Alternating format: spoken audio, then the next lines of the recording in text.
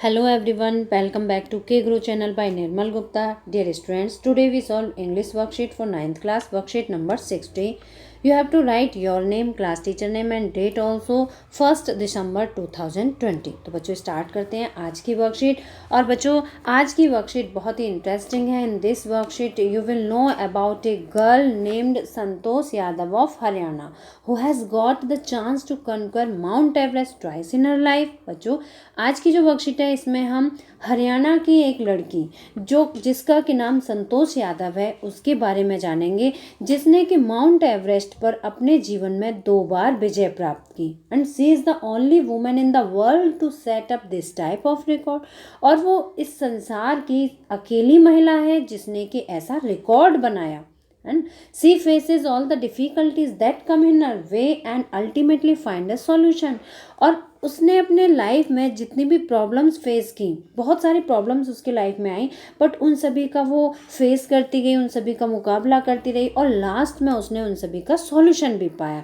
And she got Padma Shri award from Indian government. बच्चों उसे भारतीय सरकार ने पद्म श्री अवार्ड भी दिया। किस लिए दिया? क्योंकि उसने माउंट एवरेस्ट को 2 बार स्केल्ड किया, 2 बार उस पर विजय प्राप्त की। तो बच्चों स्टार्ट करते हैं आज की worksheet. The given below passage is based on the chapter reach for the top. बच्चों ये चैप्टर का नाम है रीच फॉर द टॉप। ये 2 पार्ट में दिया गया है। इसके फर्स्ट पार्ट में स्टोरी है संतोष यादव की, ठीक है, संतोष यादव की। और इसका जो सेकंड पार्ट है उसमें मारिया सारापोवा की स्टोरी है। Read it and answer the questions that follow. अब बच्चों आपको ये पैसेज पढ़ना है, बहुत ध्यान से समझना है। आज की वर्कशीट में पूरा चैप्टर दिया गया है, ठीक है। तो आप ऐसा नहीं समझिए कि आपको केवल एक ही पैराग्राफ रीड करना है, नहीं, ये जो पैराग्राफ के थ्रू पूरा चैप्टर इसमें दिया गया है, आपको इसे बहुत ध्यान से समझना है। And after that you have to answer the questions. इसके बाद कुछ क्वेश्चंस दिए गए हैं, उनके आंसर भी देने हैं। तो बच्चों स्टार्ट करते हैं, बहुत ध्यान से समझना है आप सभी को। Santosh Yadav was born in a small village in Haryana. Santosh Yadav Haryana के एक छोटे गाँव में पैदा हुई थी।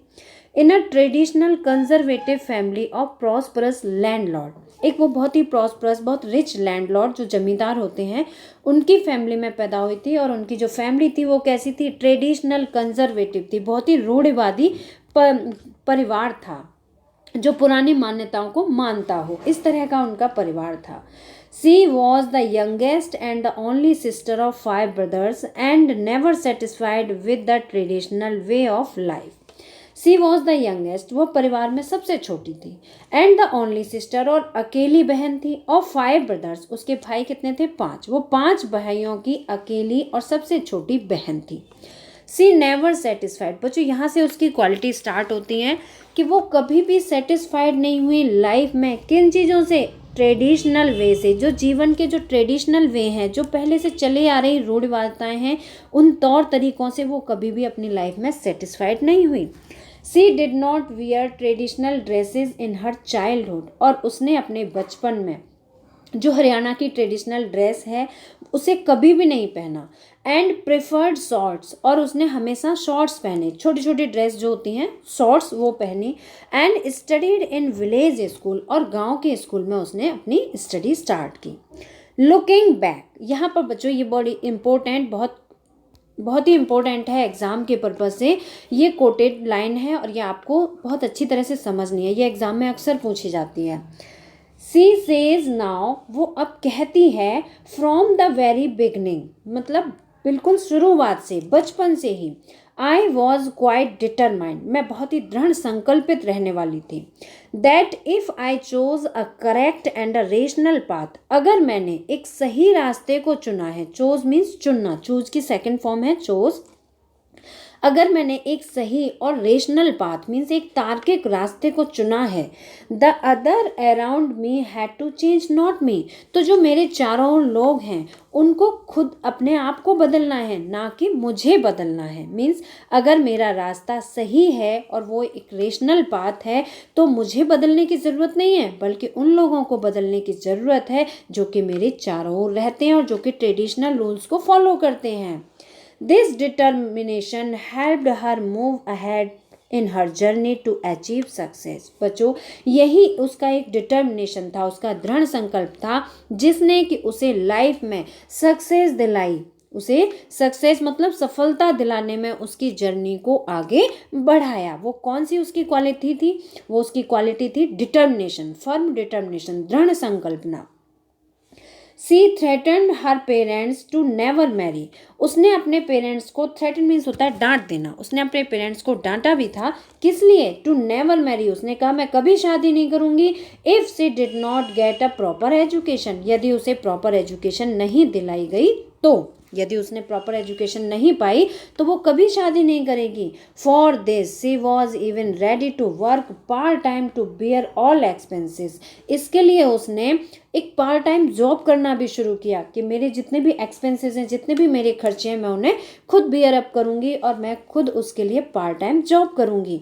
When her parents refuse to pay her fee but later they agreed. बच्चों, उसके जो पेरेंट्स थे वो पहले उन्होंने फीस देने से मना कर दिया। इवन वो रिच फैमिली थी, बहुत ही प्रॉस्परस लैंडलॉर्ड फैमिली में उसने जन्म लिया था, बट उसके पेरेंट्स ने फ़ी पे करने से मना कर दिया था क्योंकि वो ट्रेडिशनल वेज को फॉलो करना चाहते थे। वो हरियाणा में ऐसा रिवाज था कि 16 ईयर्स ओल्ड होते ही बच्ची की शादी कर दी जाती थी, तो वो चाहते थे कि उसकी भी शादी कर दी जाए, लेकिन उसने मना किया। उसने कहा कि मैं आपसे सहमत नहीं हूँ, मैं अभी पढ़ना चाहती हूँ, मैं एजुकेशन अगर मुझे नहीं मिली तो मैं शादी नहीं करूँगी। तो इसलिए उसके पेरेंट्स ने मना किया कि वो फ़ी पे नहीं करेंगे। तो उसने क्या किया? Ready to work part time job. वो पार्ट टाइम जॉब करने के लिए रेडी हो गई। बट लेकिन लेटर दे एग्रीड, लेकिन बाद में उसके पेरेंट्स एग्री हो गए फीस देने के लिए।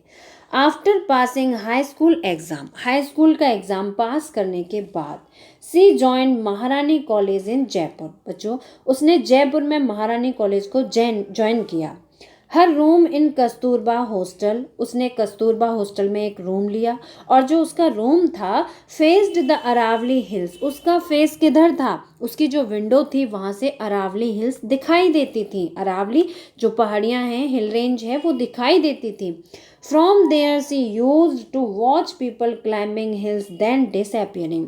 वो वहाँ जो रूम की विंडो थी वहाँ से अक्सर देखती थी कि अरावली हिल पर लोग चढ़ रहे हैं, क्लाइंबिंग, पीपल क्लाइंबिंग, लोगों को उस पर चढ़ते हुए देखती थी, देन डिसअपियरिंग, फिर वहाँ से गायब होते हुए देखती थी। उसे पता नहीं चलता था कि वो लोग कहाँ पर चले गए। Curious to find the reason, इसी रीज़न को पता लगाने के लिए, क्योंकि ये लोग जाते हुए दिखाई देते हैं लेकिन बाद में ये गायब हो जाते हैं, तो वो बहुत ही क्यूरियस थी, बहुत उत्सुक थी ये कारण जानने के लिए। One day she went there, एक दिन वो वहाँ पर गई जहाँ पर के माउंटेनियर्स थे, जो माउंटेनिंग कर रहे थे, वहाँ पर वो गई।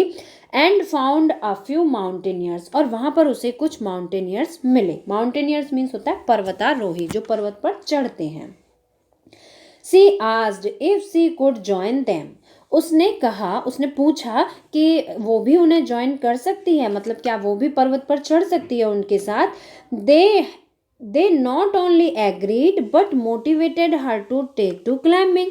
जो माउंटेनियर्स थे वे केवल उससे सहमति नहीं हुए, एग्री नहीं हुए, बल्कि उन्होंने उसे मोटिवेट भी किया क्लाइंबिंग करने के लिए, चढ़ाई करने के लिए। मोटिवेट मीन्स होता है प्रेरित करना। सी स्टार्टेड सेविंग मनी, उसने वहीं से यही सोच के कि मैं भी क्लाइंबिंग करूँगी, उसने मनी बचाने की कोशिश की। स्टार्टेड सेविंग मनी, कुछ धन बचाना शुरू किया।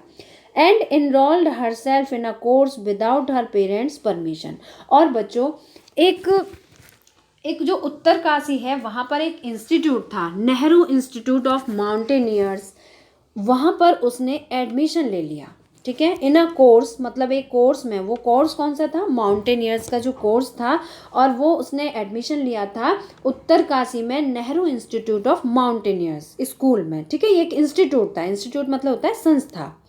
तो वहाँ पर उसने एडमिशन लिया विदाउट हर पेरेंट्स परमिशन, और अपने पेरेंट्स से उसने परमिशन नहीं ली। उसे ऐसा फील हुआ कि शायद वो परमिशन लेगी तो पेरेंट्स उसके अलाउ नहीं करेंगे, और ये भी था कि उसके पास टाइम भी नहीं था। बच्चों, आप जब चैप्टर को डिटेल में पढ़ेंगे तो आपको पता चलेगा कि उसके पास बहुत शॉर्टेज थी टाइम की, क्योंकि रिजल्ट के बाद, एग्ज़ाम के तुरंत बाद उसे घर रिटर्न होना था, लेकिन वो घर जाना नहीं चाहती थी, वो अपनी लाइफ में सक्सेसफुल होना चाहती थी। तो उसने अपने पेरेंट्स की परमिशन के बिना ही वहाँ पर एडमिशन ले लिया उस इंस्टीट्यूट में। एंड लेटर अपोलाइज्ड फॉर इट, और बाद में उसके लिए माफ़ी भी मांग ली, अपने पेरेंट्स से माफ़ी मांगी। अपोलाइज मीन्स होता है माफ़ी मांगना, कि उसने जो है उनसे परमिशन नहीं ली, उनकी बिना परमिशन के उसने एडमिशन ले लिया। Instead of going back home, उसने माफ़ी मांगी कि घर वापस जाने की बजाय she went straight for the training, वो डायरेक्ट ट्रेनिंग पर चली गई। In just 4 years, her climbing skills matured and she developed remarkable resistance to cold and the altitude.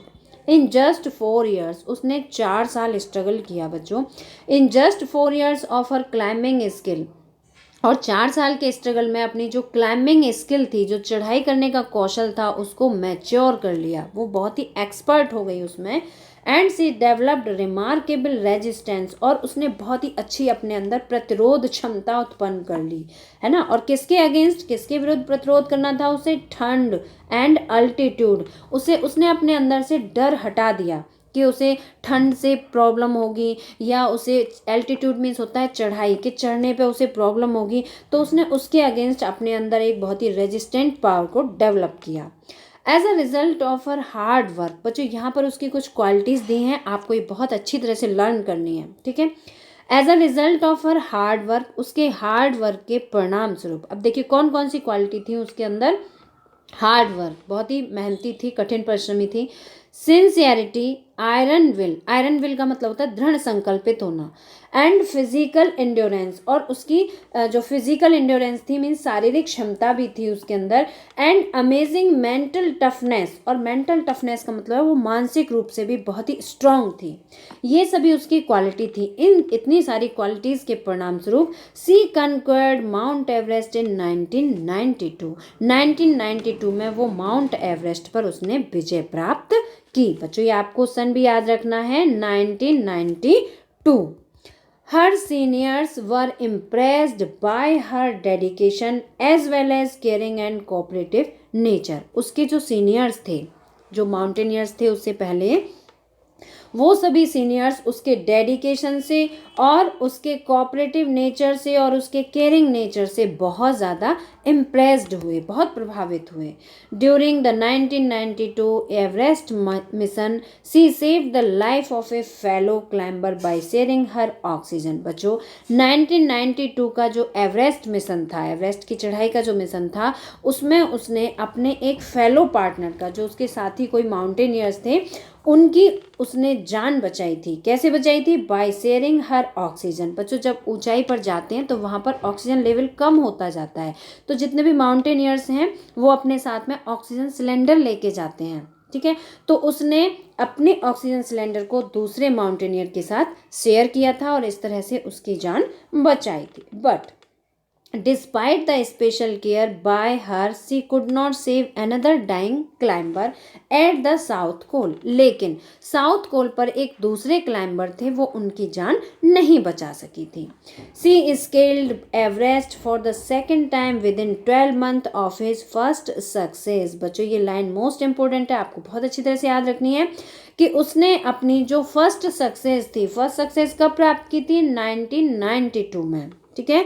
1992 में उसने फर्स्ट सक्सेस प्राप्त की थी और उसके विदिन 12 मंथ, 12 महीने के अंदर ही उसने दोबारा माउंट एवरेस्ट पर विजय प्राप्त कर ली थी। Being a member of Indo Nepalese women expedition. बच्चों एक वो मेंबर थी, महिला थी, किस ग्रुप की थी? उस ग्रुप का नाम है इंडो नेपालीज वीमेन एक्सपेडिशन, ठीक है। भारतीय नेपाली महिला अभियान, जिसमें कि भारतीय भी थी, कुछ नेपालीज महिलाएं भी थीं जिन्होंने कि चढ़ाई की थी, तो वो उस ग्रुप की मेंबर भी थी। She set a record as the only women to scale the Everest twice. बच्चों वो इस वर्ल्ड की, पूरे संसार की पहली महिला थी जिसने कि माउंट एवरेस्ट पर 2 बार विजय प्राप्त करने का रिकॉर्ड बनाया था। The Indian government conferred on her the Padma Shri, भारतीय सरकार ने उसे पद्म श्री पुरस्कार से पुरस्कृत किया था। One of the Nations top honours, in recognition of her achievements, she shared that the feeling of indescribable when she unfurled the Indian tricolors on the Everest। बच्चों, जब वो एवरेस्ट, माउंट एवरेस्ट पर उसने हमारा भारतीय तिरंगे को लहराया था, अनफर्ल्ड मीन्स लहराया था, तो उसने कहा था कि मेरे पास अपनी फीलिंग्स को डिस्क्राइब करने के लिए वर्ड्स नहीं है। मीन्स वो इतनी प्राउड फील कर रही थी, वो इतनी खुश थी, अपनी लाइफ में सेटिस्फाइड थी, वो बहुत खुश हुई थी और उसके पास अपनी फीलिंग्स को डिस्क्राइब करने के लिए इनडिस्क्राइबेबल मीन्स उसके पास शब्द नहीं थे। And he said it was a truly spiritual moment. उसने कहा था कि ये रियली मेरे लिए एक बहुत ही स्पिरिचुअल मोमेंट है। When I felt proud as an Indian, कि मैंने भारतीय होने का मुझे गर्व है। She also collected and brought down 500 kg of garbage। Garbage means होता है कचरा। और जब वो नीचे वापस आई थी बच्चों, तो अपने साथ हिमालय की चोटी से लगभग 500 किलोग्राम कचड़े को भी नीचे उतार कर लाई थी। मीन्स वहाँ पर जो गंदगी थी, जो पत्तियाँ बिखरी हुई थी, जो कूड़ा कचरा हवा के साथ उड़कर वहाँ एकत्रित हो गया था, वो सारा अपने साथ इकट्ठा करके लेके आई। बीइंग अ ट्रू एनवायरमेंटलिस्ट, और उसने अपने आप को एक सच्चा एनवायरमेंटलिस्ट मीन्स होता है पर्यावरणविद साबित किया। पर्यावरणविद मतलब जो पर्यावरण के प्रति बहुत ही सक्रिय रहते हैं, जो पर्यावरण को हमेशा जैसे कि गंदगी से फ्री रखना चाहते हैं। तो इस तरह से वो अपने साथ उसने अपने आप को एक एनवायरमेंटलिस्ट सिद्ध साबित किया। तो बच्चों, I hope all of you understand this whole worksheet. बच्चों, इस वर्कशीट में केवल एक पैसेज ही नहीं है, बल्कि ये पूरा चैप्टर का सार है। यहाँ पर आपको समरी मिलेगी पूरे चैप्टर की।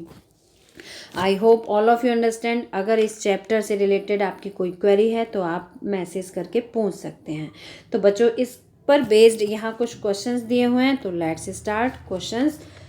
First question is Santosh Yadav was dash with their traditional way of life. बच्चों, अभी आपने स्टोरी पढ़ी, आप सभी बहुत अच्छी तरह से समझ गए होंगे कि जो ट्रेडिशनल वे ऑफ लाइफ था, क्या वो उससे सेटिस्फाइड थी, संतुष्ट थी। टू सेटिस्फाइड, बहुत ज़्यादा संतुष्ट थी, नहीं। क्वाइट सेटिस्फाइड, चुपचाप पूरी तरह से संतुष्ट थी, नहीं। वो अनसेटिस्फाइड थी। जो भी ट्रेडिशनल वे ऑफ लाइफ थे, जो भी आपने पढ़ा था अभी वर्कशीट में कि उसने ड्रेस को, जो ट्रेडिशनल ड्रेस थी उसे फॉलो नहीं किया, उसे पहनने से मना किया। सी ऑलवेज प्रेफर्ड शॉर्ट्स, उसने हमेशा शॉर्ट्स प्रेफर्ड किए हैं। और उसने ये भी कहा था कि she denied to get marry if she did not get higher education. उसने ये भी कहा था कि यदि मैं अपनी हायर एजुकेशन नहीं प्राप्त करूँगी तो मैं शादी नहीं करूँगी। तो बच्चों, क्या वो अपनी लाइफ में सेटिस्फाइड थी? नहीं। तो इसका करेक्ट आंसर होगा unsatisfied. She was unsatisfied with traditional way of life. वो जीवन के जो ट्रेडिशनल वे थे उनसे असंतुष्ट थी, उनसे खुश नहीं थी। Second question is choose the option that is not true as per passage. Passage के बेस पर अभी आपने पढ़ा बच्चों, उसके बेस पर आपको बताना है जो स्टेटमेंट ट्रू नहीं है। तो first is Santosh was born in prosperous family. Santosh एक बहुत ही रिच फैमिली में पैदा हुई थी, संपन्न परिवार में पैदा हुई थी। दिस इज करेक्ट, हाँ पैदा हुई थी, ठीक है। हर parents were keen to getting her education. क्या उसके पेरेंट्स उसे एजुकेशन दिलाने के लिए बहुत उत्सुक थे? नहीं, उत्सुक नहीं थे। तो बच्चों, हमारा करेक्ट ऑप्शन आई होप कि बी होगा। थर्ड पढ़ लेते हैं। The people climbing Aravalli hills were mountaineers. जो लोग अरावली हिल्स पर चढ़ रहे थे वो सभी माउंटेनियर्स थे। यस, सभी माउंटेनियर्स ही थे। माउंटेनियर्स मीन्स क्या होता है? पर्वत पर चढ़ने वाला, पर्वतारोही। तो जो पर्वत पर चढ़ रहे थे वो सभी माउंटेनियर्स थे। She got enrolled in course without informing her parents. उसने अपने पेरेंट्स को बिना इन्फॉर्म किए कोर्स में अपने आप का एडमिशन करा लिया था। जो Uttarkashi Nehru institute of mountaineering course था, वहाँ पर उसने अपना एडमिशन करा लिया था। तो बच्चों, ये भी ट्रू है। तो पैसेज के बेस पर जो नॉट ट्रू स्टेटमेंट हमें सेलेक्ट करना है वो है B. Third question is there is a phrase used in the passage a rational path. Which of the following expression is incorrect with reference to the word rational?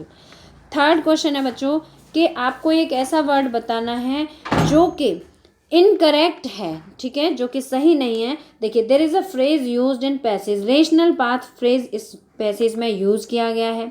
अब आपको वो word बताना है जो कि इसके रिगार्डिंग सही नहीं है, ठीक है। रेशनल पाथ मतलब होता है एक तार्किक वे। अब इसके अकॉर्डिंग देखिए, रेशनल को कौन सा वर्ड है जो कि करेक्टली रेफरेंस नहीं करता है, तो बच्चों वो है हमारा सुपरस्टिशंस। सुपरस्टिशंस मीन्स होता है अंधविश्वास, जो बहुत सारी मान्यताएं होती हैं। और रेशनल का मतलब होता है तार्किक, तार्किक मतलब जो चीज़ तर्क वितर्क पे आधारित हो, ठीक है। तो इसके जस्ट अपोजिट वर्ड आएगा इसमें सुपरस्टिशन। क्लियर?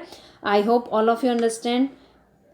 अब चलते हैं फोर्थ क्वेश्चन की ओर। फोर्थ क्वेश्चन बच्चों आपको लिखना है 20 to 30 वर्ड्स में। Which behaviour shows that Santosh Yadav defied the traditional life style.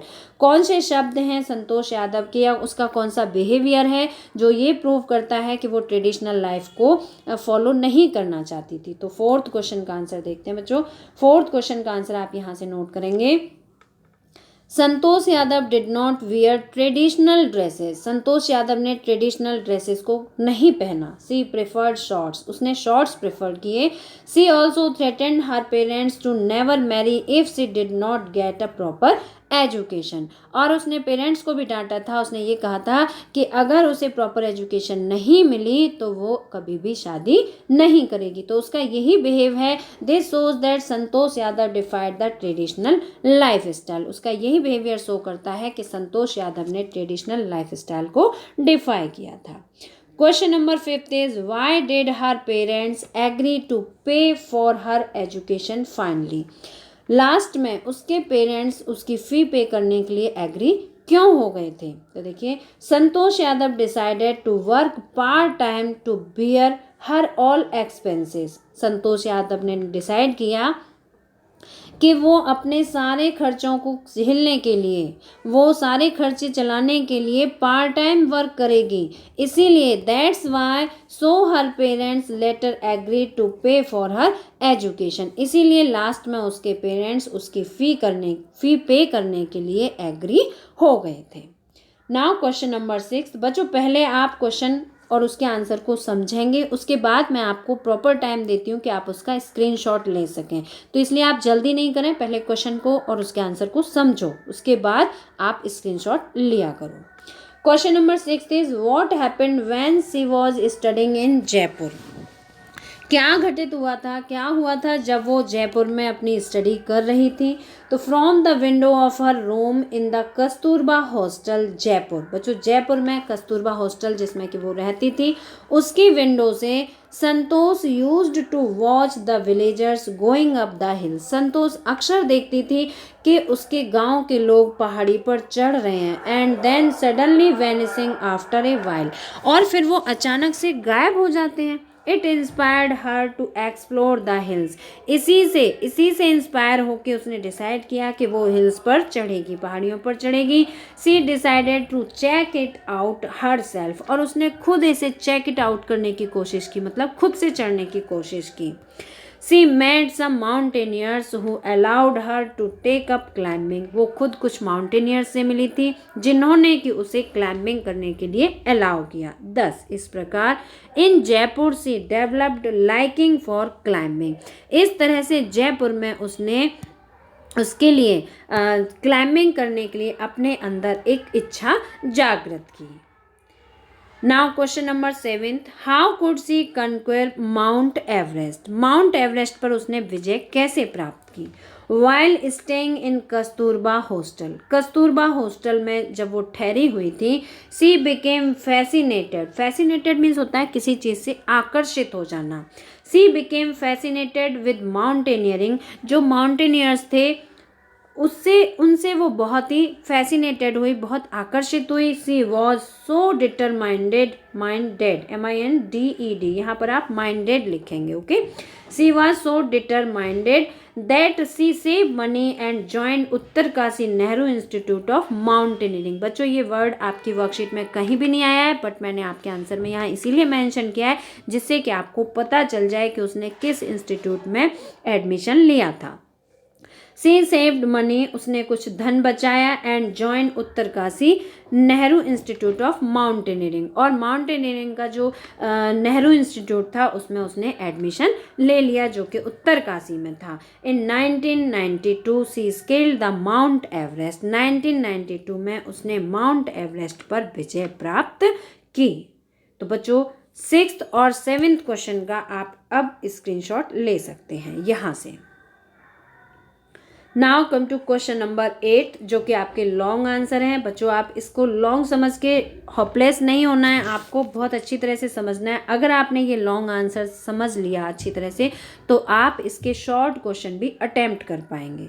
So listen carefully, आप बहुत ध्यान से सुनिए, उसके बाद आप लिखेंगे। फ्रॉम द वेरी बिगनिंग, शुरुआत से। बच्चों ये बहुत ही इंपॉर्टेंट और कोटेड लाइन है, या मैंने अभी आपको वर्कशीट में भी एक्सप्लेन की थी। From the very beginning I was quite determined, बचपन से ही मैं बहुत ही डिटरमाइंडेड थी, मतलब दृढ़ संकल्पित थी। That I chose a correct and a rational path, कि मैंने सही और रेशनल पाथ को सेलेक्ट किया, चोज किया। The other around me had to change not me, और जो मेरे चारों लोग हैं उन्हें बदलने की ज़रूरत है, ना कि मुझे बदलने की ज़रूरत है। तो बच्चों ये कोटेड लाइन किसने कही थी? ये संतोष यादव ने कही थी। तो इसे ही एक्सप्लेन करते हैं लाइन को। Santosh Yadav was born in small village in Haryana in a traditional conservative family. Santosh Yadav का जन्म हरियाणा की एक ट्रेडिशनल कंजर्वेटिव फैमिली में एक छोटे गांव में उसका जन्म हुआ था। इन हर चाइल्डहुड, अपने बचपन में, she did not wear traditional dresses, उसने ट्रेडिशनल ड्रेसेस नहीं पहनी। सी प्रिफर्ड शॉर्ट्स, उसने शॉर्ट्स को प्रेफर किया, शॉर्ट ड्रेसेस को। Even she also threatened her parents to never marry, even उसने अपने पेरेंट्स को भी डांटा कि वो कभी भी शादी नहीं करेगी if she did not get a proper education, यदि उसे प्रॉपर एजुकेशन नहीं मिली तो। She was a determined girl, वो एक बहुत ही दृढ़ संकल्पित लड़की थी, मीन्स जो उसने एक बार सोच लिया उसे वो काम करना था। When her parents refused to pay her fee, जब उसके पेरेंट्स ने उसकी फ़ी देने से मना कर दिया, she became ready to work part time job, तो वो पार्ट टाइम जॉब करने के लिए रेडी हो गई। Even without informing her parents, she got admission in Uttarkashi Nehru institute, अपने पेरेंट्स को बिना इन्फॉर्म किए उसने उत्तरकाशी नेहरू इंस्टीट्यूट में एडमिशन भी लिया। As a result of her hard work, sincerity, iron will, physical endurance and amazing mental toughness. बच्चों ये सभी उसकी क्वालिटीज़ हैं, आपको इन्हें बहुत अच्छी तरह से याद करना है। देखिए मैं एक बार फिर बताती हूँ। As a result of her hard work, sincerity, iron will, physical endurance and amazing mental toughness. Hard work मतलब कठिन परिश्रम, सिंसियरिटी मतलब किसी चीज़ में बहुत ही सिंसियर होकर लगन के साथ काम करना, आयरन विल मतलब दृढ़ संकल्पित होना, फिजिकल इंड्योरेंस मीन्स शारीरिक क्षमता, and amazing mental toughness means आश्चर्यजनक मानसिक टफनेस का मतलब है कि एक बार किसी चीज़ को सोच लेना तो उसको करके दिखाना। तो उसकी मानसिक जो दृढ़ता थी, टफनेस मीन्स दृढ़ता, इन सभी गुणों के कारण सी कन्क्वर्ड माउंट एवरेस्ट इन 1992। 1992 में उसने माउंट एवरेस्ट पर विजय प्राप्त की थी। बच्चों एग्जाम में कभी कभी ये क्वालिटीज़ ही दे दी जाती हैं इसके बेस पर, और ये पूछा जाता है explain it in regarding of Santosh Yadav. ठीक है, तो आपको पता होना चाहिए उसकी ये जो क्वालिटी है, तो आप उसमें यही वाला आंसर लिखेंगे जो अभी हमने लिखा है। She scaled Mount Everest, she scaled Everest for the second time within 12 month. उसने 12 महीने के अंदर ही 1992 में फर्स्ट टाइम उसने माउंट एवरेस्ट पर विजय प्राप्त की थी, और इसके ठीक 12 महीने के अंदर ही उसने दोबारा भी माउंट एवरेस्ट पर विजय प्राप्त की थी। दैट्स वाई सी सेड, इसीलिए उसने कहा था, फ्रॉम द वेरी बिगनिंग, शुरुआत से ही, आई वॉज क्वाइट डिटरमाइंड, मैं दृढ़ संकल्पित थी। बच्चों वो दृढ़ संकल्पित थी तभी उसने अपनी लाइफ में सक्सेस पाई। The other around me had to, had है ये, had to change, the other around me had to change not me, मेरे चारों ओर जो लोग रहते हैं उन्हें बदलने की ज़रूरत है, ना कि मुझे बदलने की ज़रूरत है। I also agree with her, और बच्चों मैं भी उससे सहमत हूँ। I hope all of you understand this whole answer. अब आप इसका स्क्रीनशॉट यहाँ से ले सकते हैं। ठीक है, मैं आपको एक्सप्लेन करने के बाद पूरा आंसर फिर से दिखाती हूँ, जिससे कि आप स्क्रीनशॉट ले सकें या आप इसे पॉज करके आसानी से लिख सकें। तो आपको ऐसे जब मैं एक्सप्लेन कर रही हूँ तब परेशान नहीं होना है, पहले उसे सुनना है, समझना है, after then you have to write. Next 9th question, it is the last question of this worksheet. It was a truly spiritual moment. I felt proud as an Indian. बच्चों ये बहुत ही ऐसा स्पेशल मोमेंट था जबकि मुझे भारतीय होने पर गर्व महसूस हुआ। Have you also felt like this, क्या आपने भी कभी ऐसा महसूस किया है? यस, मैंने भी किया है। कब किया? जब मेरे इंडियंस को प्राइज़ मिलते हैं, अवार्ड मिलते हैं, जब वो रिकॉर्ड तोड़ते हैं तो मुझे भी ऐसा महसूस होता है। Yes, it is a very phenomenal story of Hima. बच्चों ये किसकी स्टोरी है? हिमा दास की। आप सभी हिमा दास को अच्छी तरह से जानते होंगे। Her nickname is Dhing express, उसका निक नेम क्या है? धिंग एक्सप्रेस उसका निक नेम है। सी वॉज बॉर्न इन आसाम, वो कहाँ पैदा हुई थी? आसाम में पैदा हुई थी। Her father was a rice farmer. अब बच्चों इन डिटेल से आप समझ सकते हैं कि उसकी जो इकोनॉमिक कंडीशन है या उसकी जो फैमिली बैकग्राउंड है वो कैसी है, बट फिर भी उसने एक रिकॉर्ड बनाया है ना। वो इतनी सपोर्टिव नहीं है ना जितनी कि उसे नीड थी, बट फिर भी उसने एक रिकॉर्ड बनाया, और रिकॉर्ड बनाया तो उस समय मुझे ऐसा महसूस हुआ कि मुझे भारतीय होने पर बहुत गर्व महसूस हुआ। She broke the national record twice in race. बच्चों उसने रेस में 2 बार रिकॉर्ड तोड़ा है। When she got Arjun award, उसे कौन सा अवार्ड मिला है? अर्जुन अवार्ड, जो कि खेलों में रेस में दिया जाता है, गेम्स में।